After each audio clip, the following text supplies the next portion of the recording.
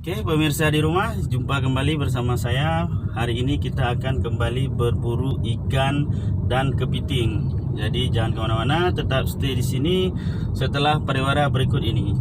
Oke. Oke, pemirsa di rumah, inilah jalan menuju lokasi kita pada hari ini untuk berburu ikan dan kepiting. Jadi untuk hari ini alat-alatnya yang kita gunakan ini adalah ini pancingan yang digunakan, ini umpan, ini peralatan mesin, sedangkan ini digunakan